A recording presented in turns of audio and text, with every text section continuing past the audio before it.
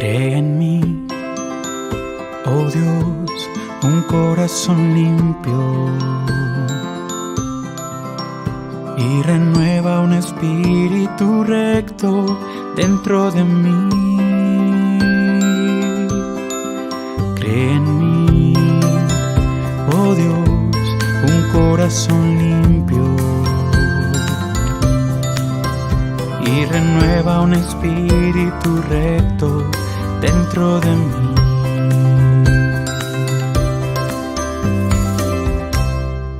Buenas tardes, hermanos. Las canciones para hoy son Jesús, exaltamos tu nombre, y la segunda es nuestro himno 407, Me guía Él. Pues que eso sea lo que busquemos cada día, la dirección de Él para que podamos exaltarle, honrarle, solo a Él, y también ser de bendición y de guía a otros. Pues bendiciones, hermanos.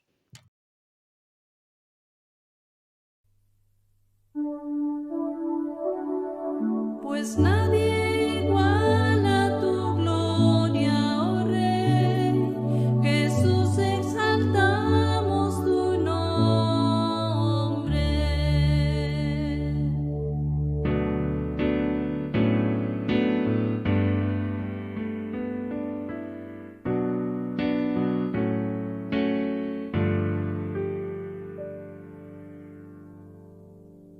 Santo, santo es el Hijo de Dios.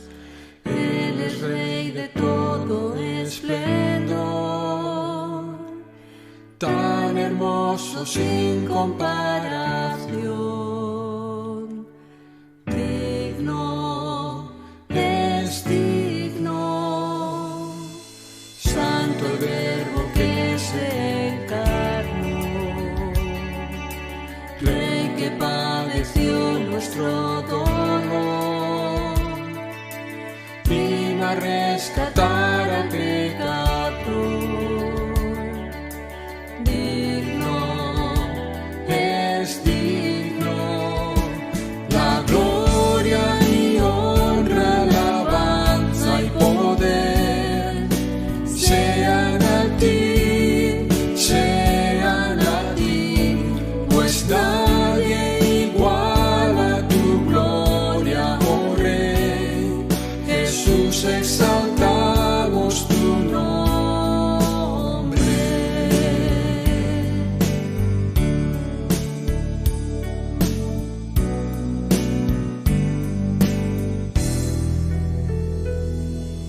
Santo es el Cordero que murió en la cruz.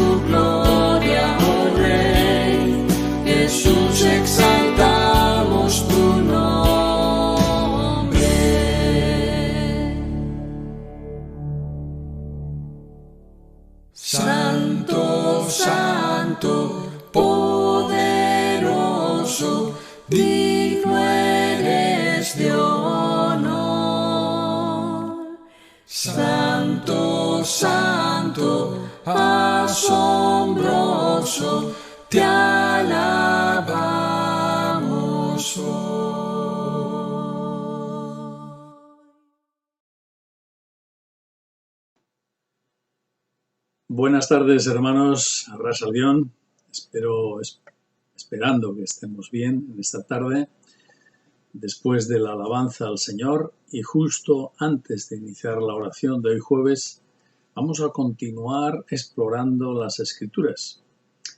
Y nos toca ir acabando en este mes de septiembre la exposición de la epístola a los colosenses y que el apóstol Pablo, como sabemos, escribió desde su encarcelamiento en Roma, ¿verdad? Hoy nos corresponde ver el pasaje del capítulo 4, versos 10 al 13 de esta carta a los colosenses y que podemos comenzar leyéndolo. Colosenses capítulo 4, versos 10 hasta el 13. Escribía así el apóstol Pablo: Os saluda Aristarco, mi compañero en la prisión, y también Marcos, el sobrino de Bernabé, acerca del cual habéis recibido instrucciones.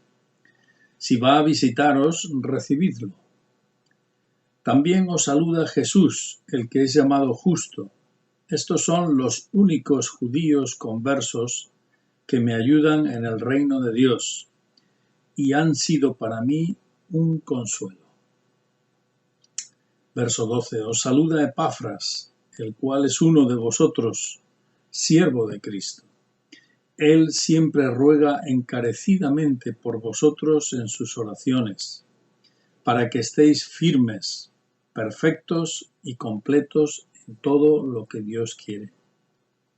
De él doy testimonio de que se preocupa mucho por vosotros, por los que están en Laodicea y los que están en Hierápolis. Y luego continúa en los siguientes versículos el apóstol pues saludando y enviando saludos respecto a otros hermanos. Son pocos versos al final de la carta, pero tienen mucho contenido, como veremos, porque el apóstol menciona cosas muy importantes de la vida y del servicio cristiano y también menciona a hermanos que fueron muy importantes, aunque no sean tan conocidos, ¿no? Pero fueron muy importantes en el ministerio del apóstol Pablo y en los inicios de la iglesia primitiva de aquellos días. En este capítulo 4 que estamos viendo, el apóstol está dando ya las últimas instrucciones para la iglesia de Colosas. Y en estas últimas frases, como hemos leído, menciona a estos compañeros de ministerio que estaban acompañándole en Roma mientras él estaba encarcelado. Vimos el día pasado a Tíquico y a Onésimo, ¿no? Que a su vez eran fieles ministros del Evangelio y pastores que vivían el día a día al lado del apóstol Pablo. Y además conocían a los hermanos que estaban en Colosas, conocían a la iglesia de Colosas. Por eso Pablo esperaba que al llevarles esta carta, la iglesia iba a conocer cómo se encontraba el apóstol, cómo estaban ellos en Roma, y los hermanos de Colosas también le devolverían al apóstol y a su equipo las novedades, las situaciones y necesidades que la iglesia estaba sirviendo, ¿no? Estaba viviendo en aquellos días. De esta manera se producía la corriente mutua que debe haber de servicio entre nosotros, los cristianos. Pues siempre entre nosotros, como hijos de Dios, debe haber esta disponibilidad, tanto para recibir como para dar, ¿verdad? Por tanto, lo uno como lo otro, el recibir de otros y el dar a otros, pues todo eso viene del Señor. Y es la manera, hermanos, en la que somos enriquecidos cada uno de los creyentes. Este beneficio mutuo colabora y ayuda a nuestro propio crecimiento espiritual, que nos va llevando poco a poco a conocer más y mejor al Señor Jesús. O sea que no hemos de limitarnos como creyentes a asistir a un culto, a calentar un banco, como se suele decir, o a escuchar simplemente a los demás y luego desinteresarnos, vivir en otra cosa, vivir para nosotros mismos. No, sino que como discípulos del Señor somos llamados a involucrarnos en el servicio del Señor. Y también la entrega a nuestros hermanos. Eso debe ser parte de nuestro modus vivendi. Y debemos darle una prioridad, no para lo último, no para cuando tengamos algún día tiempo y lo dejamos en el limbo, sino introducirlo en nuestro ritmo, en nuestras prioridades de vida, ¿no? Pues siempre, siempre dijo el Señor que era y es más bienaventurado para Dios dar que recibir. Entonces, en estos versos que hemos leído desde el 10 hasta el 13, que son el pasaje que vamos a ver hoy, Pablo menciona a Aristarco, a Marcos, a Jesús y a Epafras. Y más adelante también habla de Lucas, Demas, Ninfas y su familia, la iglesia de la Odisea, la de Hierápolis y finalmente menciona a Arquipo, otro consiervo de Colosas, ¿no? Así que comencemos en verso 10, ahí que hemos leído con Aristarco. Aristarco es un nombre griego que significa el buen gobernante, de quien sabemos que era natural de la ciudad de Tesalónica, en Macedonia, y compañero fiel de Pablo en la predicación del Evangelio, pues según Hechos capítulo 19, en el alboroto que hubo en Éfeso, después de que la gente estaba congregada y se predicó el Evangelio, pues Aristarco también fue maltratado junto con Pablo. Y entonces continuó junto con él yendo hacia Jerusalén, según Hechos capítulo 20, que nos continúa el relato, ¿no? E iban también con ellos Tíquico y Segundo, otros siervos del Señor. Pues juntos, como equipo, estos cuatro llevaban a Jerusalén las ofrendas que se habían recogido entre las iglesias gentiles para socorrer y ayudar en la pobreza que vivían los hermanos en Judea. Esto lo tenemos registrado en estos capítulos del libro de los Hechos. Y un tiempo más tarde, cuando ya Pablo estaba encarcelado después del apresamiento que le hicieron en Jerusalén, las trampas de los judíos y el hecho de que tuvieron que trasladarle a Cesarea, ahí pasó varios años. Y en Hechos capítulo 27 vemos de nuevo a Aristarco, que no deja al apóstol Pablo, y embarca en Cesarea junto con él, con Pablo. En el viaje desde este puerto de Cesarea, en Palestina, hasta Roma, un viaje bastante accidentado, como sabemos, ¿no? Ahí Pablo ya iba preso y escoltado por soldados, con el propósito de ser juzgado por el Tribunal Central, el Tribunal Supremo del Imperio Romano. Y también desde Roma, cuando Pablo escribe a Filemón, esta carta que tenemos a Filemón, pues Pablo le menciona a Aristarco como su colaborador. Y ahora, justo en este verso 10 que hemos leído, en el capítulo 4 de Colosenses, Pablo le llama a Aristarco mi compañero en la prisión. Así que era un hombre muy cercano al apóstol, un hombre inseparable, era un poco como su sombra durante muchos años. Vemos entonces, queridos, en este hombre el perfil de un fiel siervo de Dios, que se mantuvo junto al apóstol a las duras y a las maduras, en los días fáciles y en los días muy difíciles, y además por años y en diversas circunstancias, ¿no? Cuando había triunfo, cuando había persecución, cuando hacía falta ser pacientes, cuando había que sufrir, Aristarco estuvo ahí junto al apóstol Pablo. Y ahora en Roma, momentos difíciles para el apóstol sin duda, de soledad, de angustia, de la necesidad de tener mucha paciencia esperando en el Señor para ver los resultados de ese juicio. Ahora en Roma Aristarco está cercano, ayudando al apóstol Pablo, dispuesto para servir y hacer lo que hiciera falta. Seguro que en Roma estaban también sirviendo al Señor, porque ahí comenzaron a hablar a los judíos, ¿no? Y entonces el Señor hizo también su obra. Así que podemos decir, Señor, gracias. Gracias por regalos del cielo como este. Ojalá que tuviésemos muchos Aristarcos en la obra del Señor. Hombres así, fieles, hombres que permanecen, son como un oasis en medio de un desierto. A esta característica de Aristarco, una característica tan escasa, se le llama lealtad.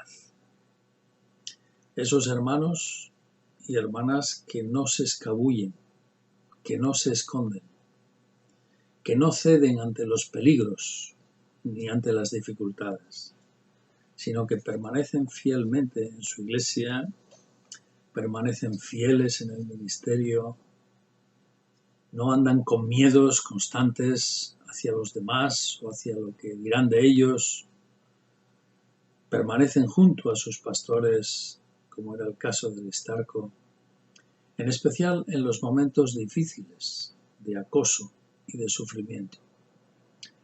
Por eso digo que estas personas como Aristarco son un don del Espíritu Santo, que nos es dado a la Iglesia, para que la Iglesia sea fortalecida y podamos seguir proclamando el Evangelio. Gracias y gracias, Señor, por hermanos y hermanas leales, fieles, cercanos, sufridos, pacientes, como lo fue Aristarco. Podemos pensar que no es un nombre muy conocido en el Nuevo Testamento, pero ahí está. Si examinamos su ruta, sus caminos, sus servicios, nos damos cuenta de estas cosas tan preciosas. Hablemos también de Marcos, a quien Pablo también le menciona en este versículo 10. Pues este Marcos se llamaba Juan Marcos, es decir, tenía un doble nombre, Juan de origen hebreo y Marcos de origen romano, ¿vale? Podría ser que su padre, que ya había muerto, hubiera sido un romano, que se casó con su madre María, que vemos en Hechos capítulo 12 que era una viuda acomodada que vivía en Jerusalén y era hermana de Bernabé, y ellos eran naturales de Chipre, es decir, habían crecido y posiblemente se habían criado en el Mediterráneo, fuera de Palestina, y digamos en un ambiente pues mixto, ¿no? Entonces hay esas posibilidades. Así que Juan Marcos tenía un buen trasfondo, digamos, internacional, ¿no? No era un judío que había estado siempre en Palestina, sino que tenía un trasfondo. Es posible que conociera varios idiomas, posiblemente era un joven, un chico preparado, ¿no? Y en casa de su madre, pues ya los creyentes, los primeros creyentes en Jerusalén, cuando persiguen a Jacobo y a Pedro, cuando les encarcelan, matan a Jacobo, a Pedro el Señor le libra de la cárcel de una forma milagrosa, pues cuando Pedro sale de la cárcel, Hechos capítulo 12, vemos que Pedro se dirige a casa de María y de Juan Marcos. Y digamos, ahí estaban los hermanos orando, ¿no? Este es un relato precioso que lo tenemos en el capítulo 12 de los Hechos. El caso es que una vez que Pablo y Bernabé son encomendados en Antioquía, un tiempo más tarde, a la obra misionera, según vemos en Hechos capítulo 13, pues ellos cogen como ayudante a Juan Marcos. Pero pasado poquito tiempo, pues Juan Marcos se separa de ellos y se vuelve hacia atrás, se vuelve atrás. Claro, eso no gustó ni a Bernabé ni a Pablo, el hecho de que Juan Marcos se volviera, ¿no? Quizás podemos pensar en su juventud, no tenía la madurez aún para soportar la dureza, el sufrimiento que conllevaba ir de ruta itinerante, además predicando el Evangelio ciudad tras ciudad. Esto no lo soportó Juan Marcos y se volvió atrás. No obstante, Pablo le menciona más tarde en esta epístola, en la carta a Filemón y en la segunda carta a Timoteo, capítulo 4. Y aquí, tiempo más tarde, Pablo le llama sobrino de Bernabé. O sea que Bernabé era hermano de su madre María. Así que pasados unos años, Marcos habría madurado y ahora ya era apto para servir en la obra del Evangelio. Pues ahora estaba junto a Pablo en Roma, cuando Pablo escribe esta carta a los colosenses. Y también le comenta a Timoteo en su segunda epístola, capítulo 4, que Marcos ahora le era útil para el ministerio. Claro, han pasado años, ¿no?, desde aquel incidente del primer viaje misionero, cuando Juan Marcos se separó de ellos y volvió atrás. También, por otro lado, vemos que el apóstol Pedro, en su primera epístola, capítulo 5, le menciona a Juan Marcos como a su hijo, en el sentido espiritual posiblemente. Puede que le adoptase como discípulo, ¿no?, y estuvo a su lado. Y esto nos ayuda a entender que el Evangelio que tenemos de Marcos pues fuese escrito por él y además bajo la tutoría, bajo la guía del apóstol Pedro, ya que cuando leemos el Evangelio de Marcos vemos la personalidad también del apóstol Pedro, su forma de ser, su espontaneidad, etc., ¿no? ¿Qué nos enseña entonces la vida de Juan Marcos? ¿Qué nos enseña? Viéndola así de forma rápida. Pues sencillamente, hermanos, que en nuestros primeros pasos en el Señor, en nuestra juventud incluso, podemos atemorizarnos, podemos volvernos atrás, podemos desdecirnos, podemos arrugarnos, como decimos nosotros, ¿no?, y no tener la suficiente fortaleza para sufrir y perseverar en el servicio al Señor. Eso es por inexperiencia, eso es por inmadurez, eso es por miedos, etc., ¿no? Y esto le pasó a Juan Marcos al principio. Pero vemos por otro lado que la experiencia, más que la experiencia, la paciencia pastoral de Bernabé, su tío, y la firmeza de Pablo, el discipulado y la guía del apóstol Pedro, pues fueron herramientas que enderezaron, que fortalecieron e hicieron madurar a Juan Marcos a través del tiempo, quien llegó a ser muy útil a los apóstoles y llegó a ser fiel compañero de ellos en la lucha del ministerio, como estamos viendo. Y luego la tradición que tenemos, la tradición que no tiene base documental, pero esa tradición muy antigua, ya desde los primeros siglos, corría la noticia de que Juan Marcos fue pionero estableciendo la iglesia en África, en Egipto, en la ciudad de Alejandría. Se decía que había sido el pionero estableciendo la obra del Evangelio en Alejandría. Así que si eso fue así, pues vale la pena que tengamos paciencia con los inmaduros, con los timoratos, con aquellos que se van atrás a veces, que no se atreven y que vemos cierta contradicción en sus vidas, con los jóvenes, jóvenes en la fe o jóvenes en edad. Es decir, el Señor va haciendo su obra paso a paso en nosotros, como le ocurrió a este muchacho, en un principio Juan Marcos, y después llegó a ser quien era. Algunos comentaristas bíblicos incluso dicen que aquel que se escapó, envuelto en una sábana y tal, cuando apresaban al Señor Jesús, pues se trataba de Juan Marcos, pero no lo sabemos con certeza, ¿verdad?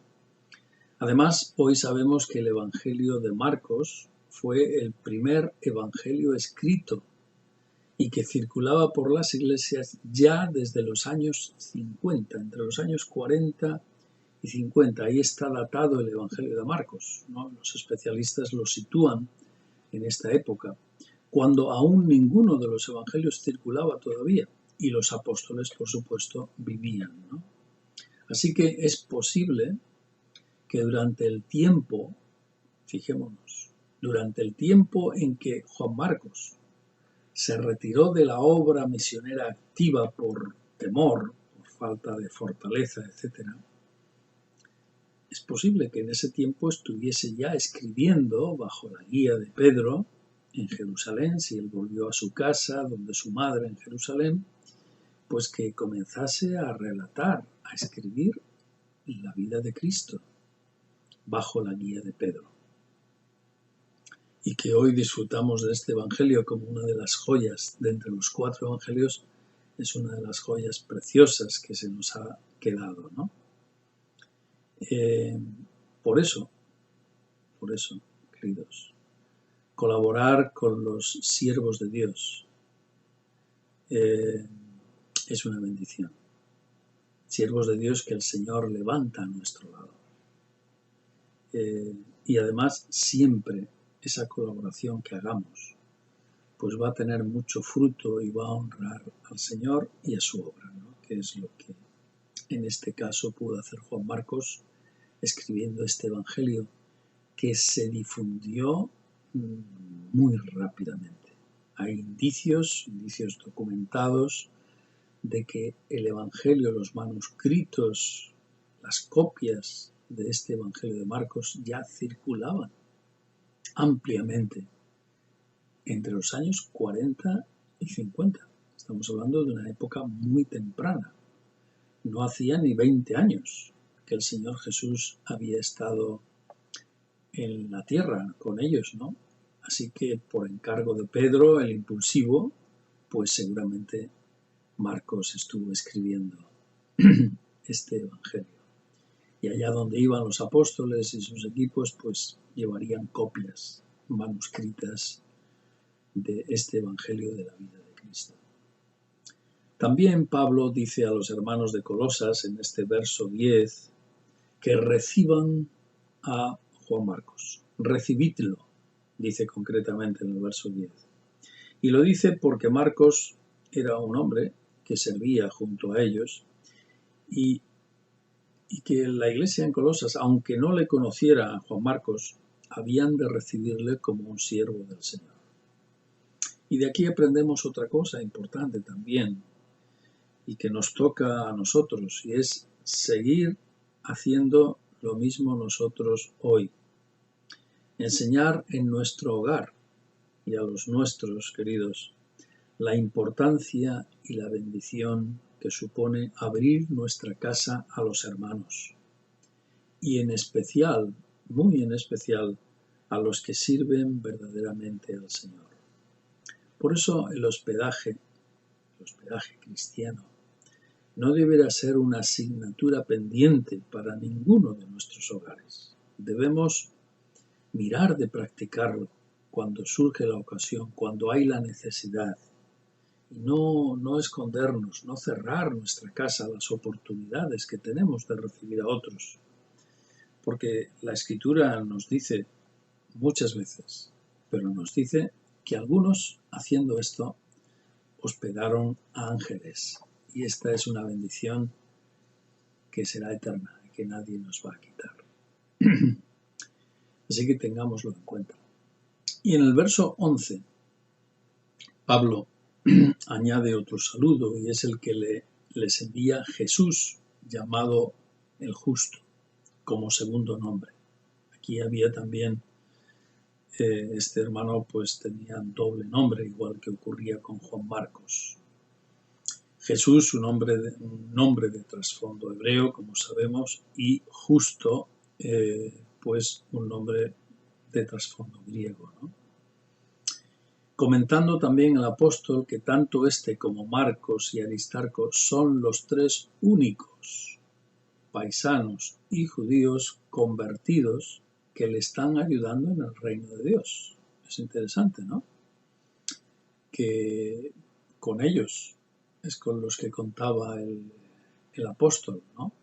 En el ministerio del Evangelio y con las iglesias, y que por tanto están siendo para él no solo una buena compañía, sino un consuelo, dice el apóstol. Precisamente el tener a estos tres paisanos convertidos a Cristo y además siendo hebreos, siendo judíos, ¿no? Teniéndoles con él en esa etapa tan importante para el apóstol. La necesidad de consuelo, una necesidad muy común en los siervos de Dios que sufren de tantas maneras y a veces de manera incomprensible, incomprendida, y necesitan a hermanos cercanos como ellos para ser consolados. Ojalá, hermanos, que cada uno de nosotros, cada uno, fuésemos más y más conscientes de que nuestra fiel compañía y servicio es de aliento y consuelo para nuestros hermanos, y en especial para los que sufren, incluidos los siervos del Señor. Y hoy acabamos viendo cómo en versos 12 y 13 de este capítulo 4, en esta carta a la iglesia de Colosas, Pablo menciona a Epafras. El nombre Epafras es una abreviatura de Epafrodito. Es como decir en corto el nombre largo, ¿no? El nombre habitual era Epafrodito y Epafras era una forma de abreviarlo. El significado de Epafrodito es muy bonito, en griego significa amable, amoroso. Y este hombre, pues, es llamado por Pablo como un consiervo amado y fiel ministro de Cristo para vosotros, según leemos en el mismo capítulo 1, verso 7 de esta carta, ¿no? El apóstol le llama consiervo amado y fiel ministro de Cristo para vosotros. Es decir, que Epafras era uno de los fieles pastores que tenía la iglesia de Colosas y que había visitado a Pablo en la cárcel. Seguro que le trajo el saludo y el amor de parte de los hermanos, con algunas cosas o bienes que ellos enviarían para socorrer al apóstol en esa situación, ¿no? Y según estos versos 12 y 13, era además un hombre que intercedía encarecidamente por ellos, por la iglesia.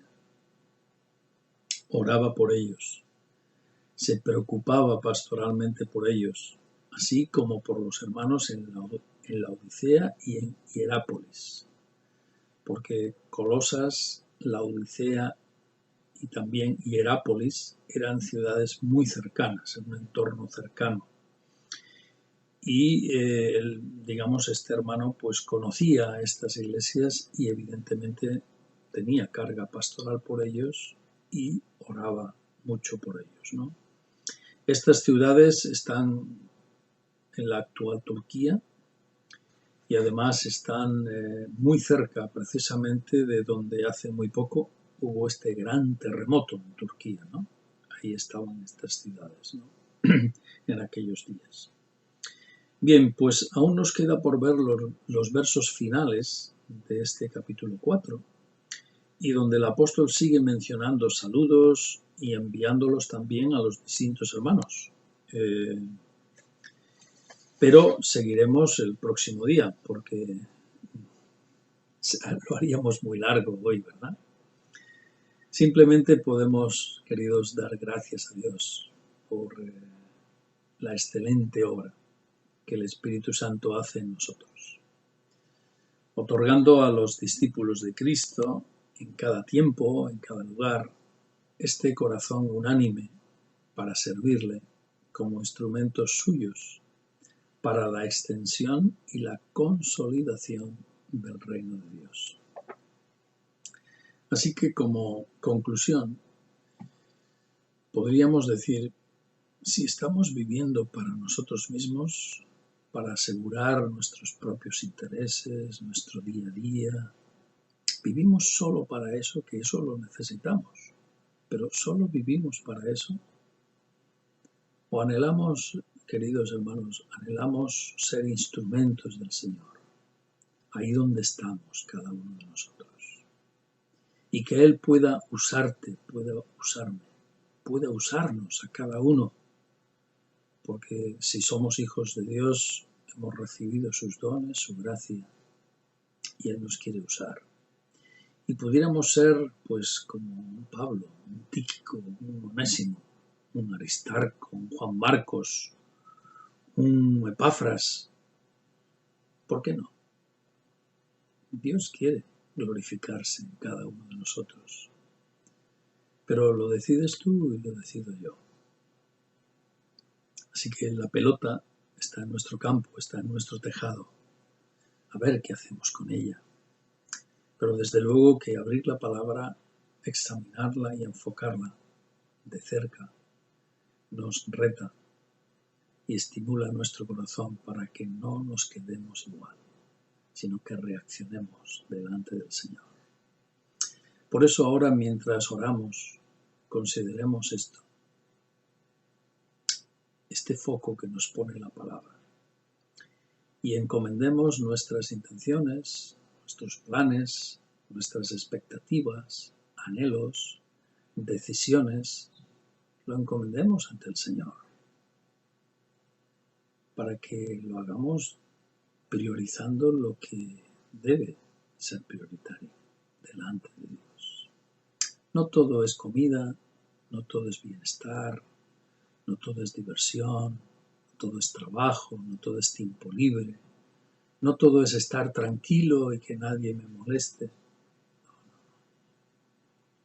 Eso es vivir para nosotros mismos. Lo primero que debemos decir es, Señor, ¿cómo puedo seguir sirviéndote de la mejor manera? ¿Qué has puesto en mi mano para servirte? Tiempo, recursos, oportunidades. Ayúdame a ser un siervo fiel, viviendo cerca de ti, porque separados de mí, nada podéis hacer. Que el Señor nos ayude, queridos, a cada uno de nosotros para ser siervos útiles en sus manos. Y ahora en este tiempo de oración, pues intercedamos, roguemos, démosle gracias, porque esto es la mejor inversión que podemos hacer. Bendiciones.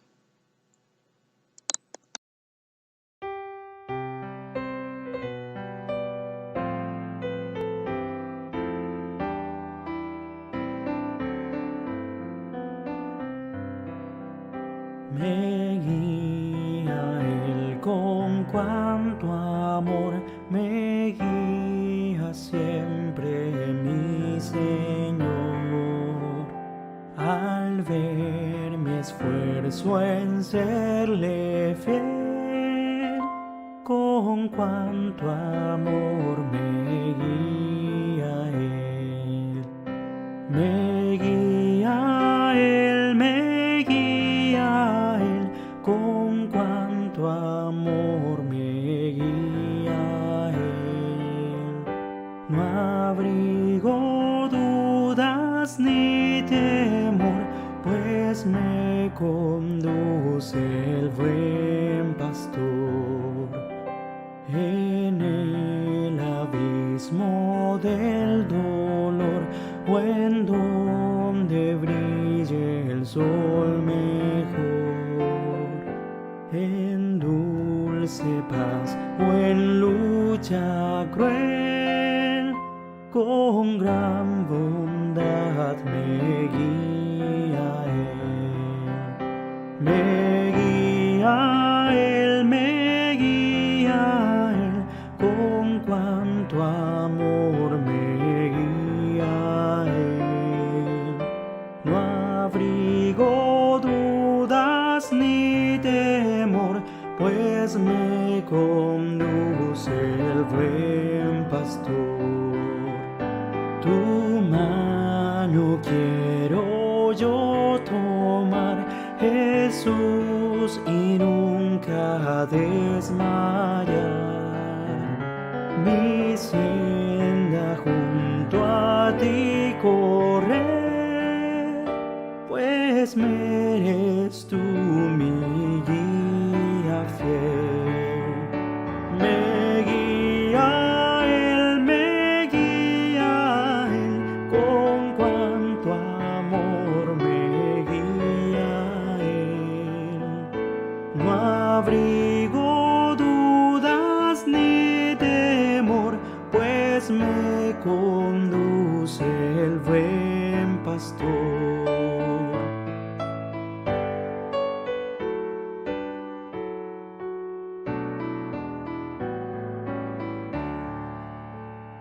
Y mi carrera al terminar, y así mi triunfo al realizar, no habré ni dudas ni temor, pues me guiará el buen pastor.